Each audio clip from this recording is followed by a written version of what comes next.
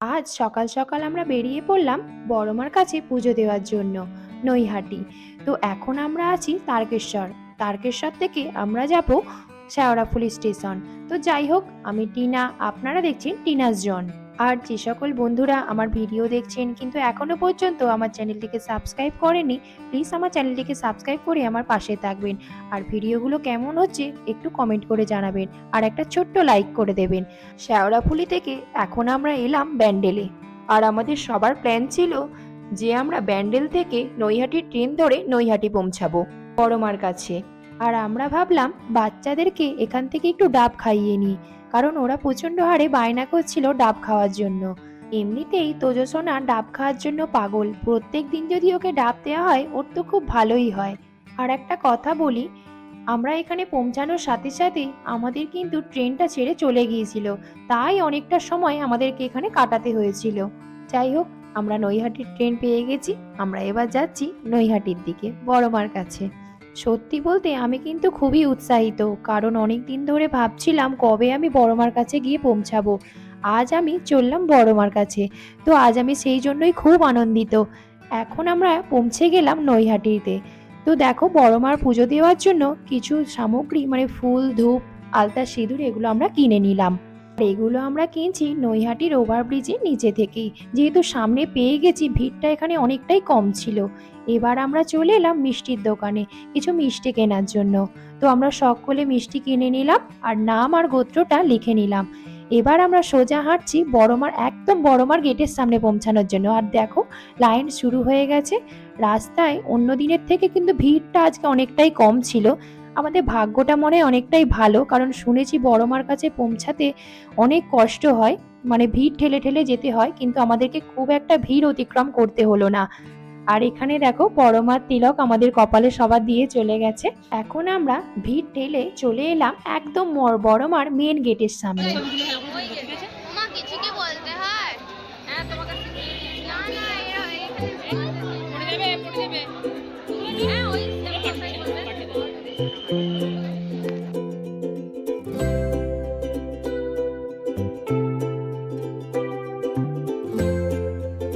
এখন আমরা ঢুকছি বড়মার মন্দিরের ভেতরে।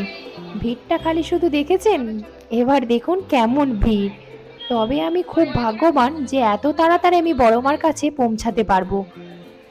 অনেক দিনের আশা কিন্তু আমার পূর্ণ হলো। তবে কিন্তু এতে কোনো প্ল্যান প্রোগ্রাম আগে থেকে আমাদের ছিল না, হঠাৎ করতেই আমরা বেরিয়ে পড়েছি। তো সব জিনিস কিন্তু হঠাৎ করতে বেরোলেই আমার মনে হয় ভালো, আগে থেকে প্ল্যান প্রোগ্রাম থাকলে সেখানে গিয়ে কিন্তু পৌঁছাতে পারা যায় না। যাই হোক, এর পরেরটা আপনারা দেখতে থাকুন।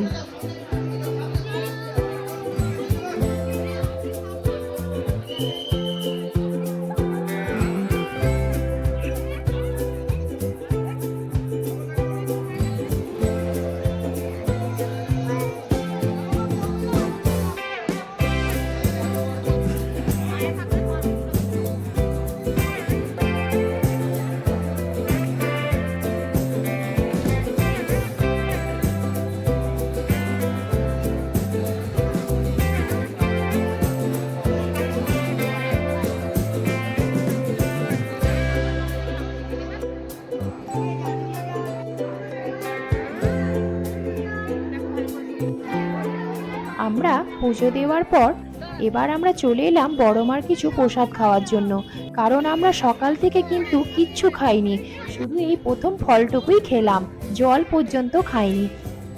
আর এই দেখো, কিছু বাড়ির জন্য প্রসাদও নিয়ে নিলাম।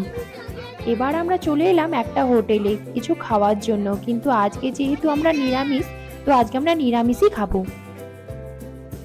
তাই আমরা অর্ডার দিয়ে দিলাম কিছু কচুরি আর পোলাও, যার যেটা ভালো লাগবে সে সেটা খাবে।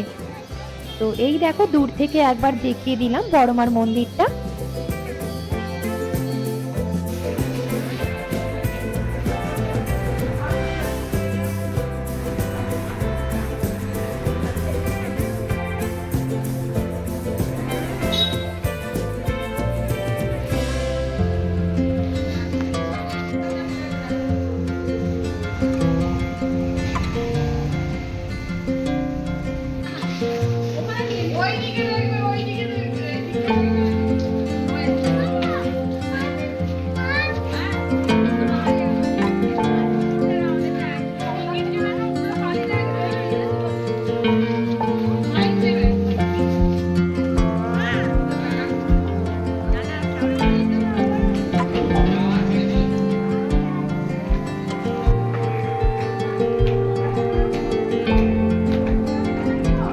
সুন্দরভাবে বড় মাকে দর্শন করে এবার আমরা বাড়ির দিকে রওনা দিলাম।